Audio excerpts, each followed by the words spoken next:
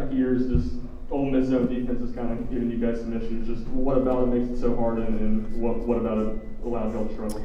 Well, again, I think Kermit Davis is one of the best coaches in the country, and he does a great job. He always has. But we started the game with 3 turnovers that they had nothing to do with. And when you do that, and when key guys, when your starters are in the game and they don't give it to you right off the bat, you can almost feel the weight starting to mount on other guys. And I thought that we got hesitant, and we knew they didn't do one thing today different than we had talked about for a couple days in terms of switching some defenses or 1-3-1, man 2-3, and but we got guys that got hesitant. And when you get hesitant, you're gonna have a hard time shooting the basketball. And guys just dribble with no purpose. And but then obviously they were content to let us throw the ball inside, but we weren't getting anything out of it.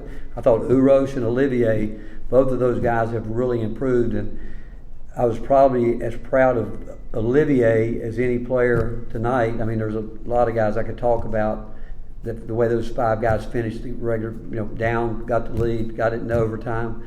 But Olivier, he's never been in this situation. This is the first time he's been in a game where we put him out there when we were behind, and the way he responded, the way his body language and the way he was talking to the guys in the huddle was terrific. And we weren't very good, but I think good teams win games like that when they're not playing good basketball. But again, I don't want to take anything away from Ole Miss because they haven't played since the 21st of December, and I've got the utmost respect for Kermit and his staff. And but we found a way.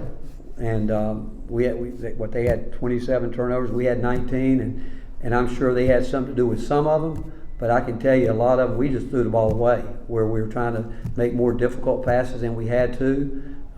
Really, some of them borderline on being ridiculous in terms of just making, and we talk about it all the time, a simple A to B pass.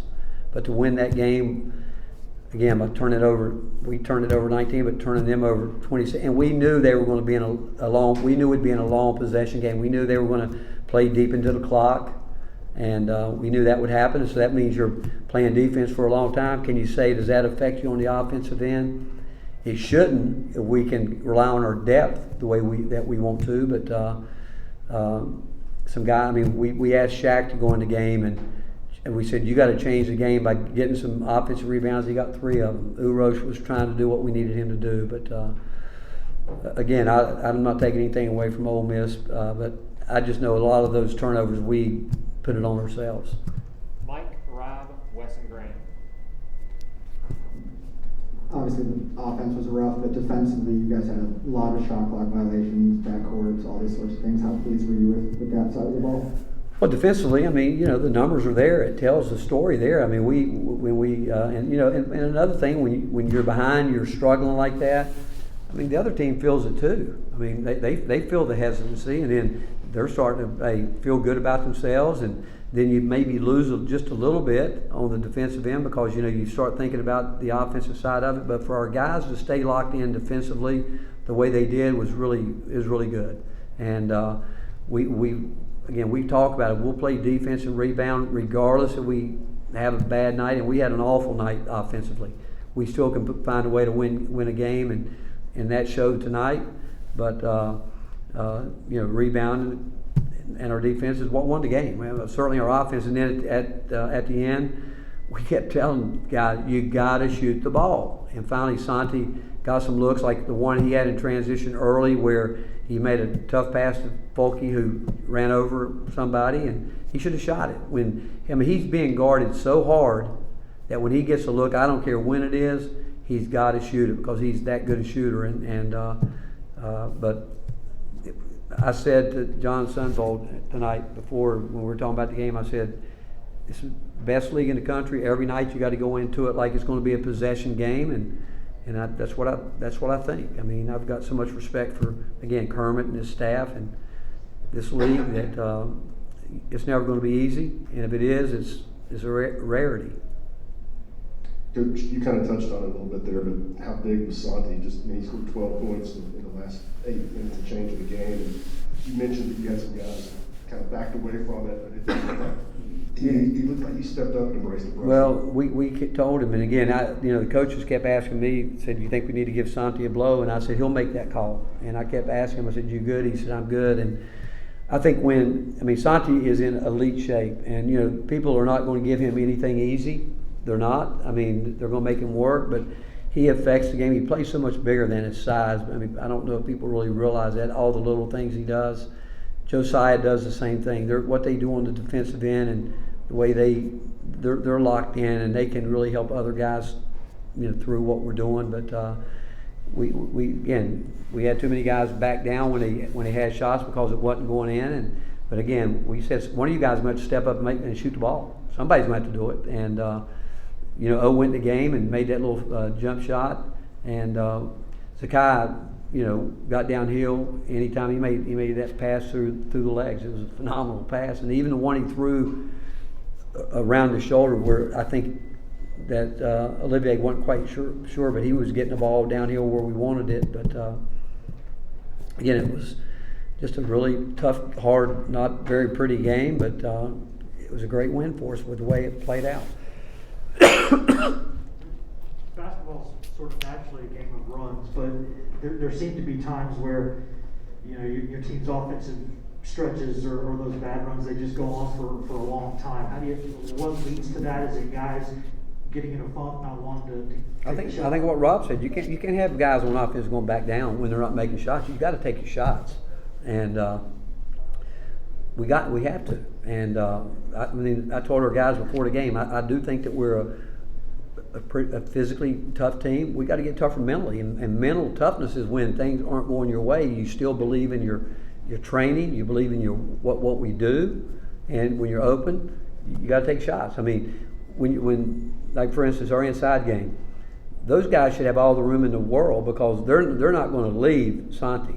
They whether you look at our numbers where they don't look very good, but people have seen enough where they know that those guys will shoot it, and we have to shoot it, but we got to shoot it like we know we can make it, not hoping it's going in. We got to just shoot it. And at the rim, we missed 2 layups where we should just go in and try to score it. If they block it, they block it.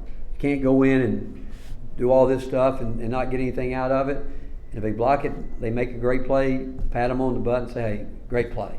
But we got to convert some of those that when we get out and especially when we had turned them over 27 times. We had how many steals? 17 steals. We should be getting more out of that. And but when guys are backing down from their shots, it's tough and wanting to drive and kick it. And what happens when you back down, when you don't take the shots you need to take or should take, you go looking for trouble, or because you're hesitant, you end up with 19 turnovers. It seems like Santi, the bigger the moment, the more he steps up to do something about it. What goes into that with him, and how do you get other guys to have that same mentality? Well, the 2 guys, if you guys watch this practice, the 2 guys that play like they do every day is Santi and Zakai. They're the 2 guys that are the most consistent guys on our team. They're in elite shape. They bring it every day, and they get in the game. They trust it. I think and nobody. They're going to guard Santi. He's got to work, and then you take that into fact. He played 41 minutes, and if you watch what he does on the defensive end, it's really impressive. He is guarding on the defensive end. He at the end of the game he did. Fagan had gotten in a really a rhythm, and at the end Santi did a great job that last part of regulation, the overtime. But we just need, and I've said it, we got to get everybody doing what we know they can do. Confidence shouldn't be a problem, but again, when you start the game the way we did with key guys, not getting it done the way you wanted to, that weight starts to mount on other people, which if we got to keep searching to find the right lineup to start, we'll do that. Because again, you're going to have some games like this. You don't want to have them, but you are. But if you can win them, it's a great thing. The 17 steals and the 27 turnovers forced are both Barnes era highs. Go to the back, then Ben, then Mike. Coach, Keenan was held scoreless for the better part of about 3/4 of the game, only 3 shots tonight. Do you think that was more attributed to Ole Miss's defense and how they were able to play? Kennedy Chandler. or we think that was more just his time being away from the offense? Again, I think you got to give Ole Miss credit for whatever. I do. I think you have to do that. But you saw when he got aggressive and wanted to get to the rim, he did. Like he asked me, he said, "What should I have done in that last possession of the game?" I said, "Go make him foul you. Put pressure on him." And we tell him, Zakai gets it where he wants it. Kennedy's got to do that. I mean, it's in his game. He's got to be able to do that because he's got that kind of speed. He's got the ability to make layups at the rim when he gets there. But he's learning that this game is a lot harder than he probably thought it was going to be. But he's got to believe in it. And also, I mean, people back off of him a little bit. Yeah, we want him to raise up when he's got that. But we got to be tough enough at the end of the game, especially with the score talent. We got to go. We don't have to settle right there. Rick, with John and Kennedy, do you feel like missing last game due to COVID impacted them tonight? I don't know. I don't know. But you know what? I tell you what it has done is given us confidence that Olivier and that small lineup can go. Urosh is coming. I mean, those guys are going to have to work through that. I mean, they're going to have to do it. I can't tell you that. They didn't practice like it. I mean, neither one of them has practiced the way they played today with that. So I don't know if I could put that on the COVID. You have to give, again, I think you got to give Ole Miss. I mean, John's in there trying to do he's in the league now. People have game planned for him longer. They're not going to let him ball and do all that stuff. They're going to stay down and he's going to have to shoot the ball. We told him if he'd play quicker, I mean, the start of the first half, he had a chance to come right across lane and catch it for a layup, and he slowed getting there. Then he could have got it up a quick up. He's going to have to realize that people want to get him in a physical game. They want to put their bodies on him. So he's going to have to be more elusive and understand what's going on around him. Rick, we've talked a lot about Olivier lately. Is this the best kind of string of doing his job and fulfilling the things he's had? Mike, I thought, again, could I say this, that? The best thing was he was locked in to this game. That's the best thing he did. And I don't know if I've ever seen him like this, where he was talking more than he's ever talked in his life during the game at the end. I mean, he just kept talking, hey guys, and maybe as much as anybody. I mean, you can imagine Santi and during those timeouts, Santi and Josiah, guys, they're trying to catch their breath.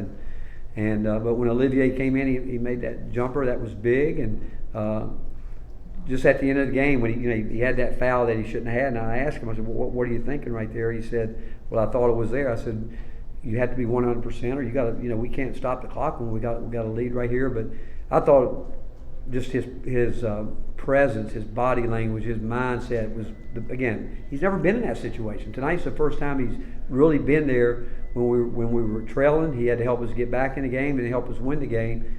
Again, I'm really, I told him, I said, I'm really proud of him because hopefully this is going to be a game changer for him and he can continue to build on it. A lot of guys are in new roles this year. I mean, games like this. I mean, Urosh is getting more minutes because he's starting to figure out more what we need him to do. Those couple buckets he made were really big, and but there's some good things. We just need everybody, not just two or three of them, but we need everybody doing it. Hey, Rick, how much is Santiago's defense improved from last year to this year, and how much is that a part of what you guys are doing as a team on that end? Well, Santi, again, I will tell you, this is the longest he's been here. I mean, his first year, you guys know he walked in here in January. The following year was a COVID year. He played with his national team back home. Then he got here, I think, the end of July. But he came back in tremendous shape. I mean, he is in elite shape. And he plays hard. He's very, he plays the game. He's smart. That's why we kept telling him, hey. But I realize when I tell him you got to shoot the ball, I mean, he's got to work for everything he gets because people are really locked into him. We were trying to get a ball screen action going with him on one side by himself, and believe it or not, guards kept going the wrong way because they were not leaving him. They were absolutely not going to leave him, and so that takes away that tag on that side. And and we got a little bit of it, pick and roll. We got some of it out of it, but we should have gotten more than we did because of the fact that he is almost letting us play 4-on-4 on offense. Last one in the back to Reese. You've spoken pretty highly of Zakai. What makes him so composed as a freshman when time is winding down and you're just getting end of game minutes? You know, as I've gotten to know him, you know, I'll go back. You know, he has surprised us all, really. I mean, he came in here a week late, and just amazing what he's been able to do, understanding things. And I remember we're getting ready to play Villanova, and he said, I said to him, we're just through with practice. I said, I'm not sure you're going to be able to play in this game. He said, what do you mean? And, you know, he's got that deep voice. I said, well, these guys like to back guards down and jump over them. He said, Coach, there's nobody going to back me down, you know. And then Texas Tech, we talking about switching. And in that game, both he and Kennedy proved that they can guard post guys if they have to. But it's in his DNA. You know, I've told you guys before, during the recruiting process, when I would call him and I could hear he was on the subway or the train going somewhere, he's the first guy in years that I asked him, are you playing indoors or outdoors today? Tonight, I'm outdoors tonight. I came in here Sunday on a day off. He was in the gym shooting with Coach Lentz. He was in here early, and again, he's like Santi. He plays all day. I think he's got a short memory. You know, he turns it over, but he's I'll get it back. I know, I get it. He's learning. Again, think about it. He's never been in the environment he's been in this year, and I would say he's responded as well as anybody that we have. But it really he believes in himself. He believes in what he does to get ready. But it's in his DNA. Thank you, Coach. All right, thank you guys. Thank you.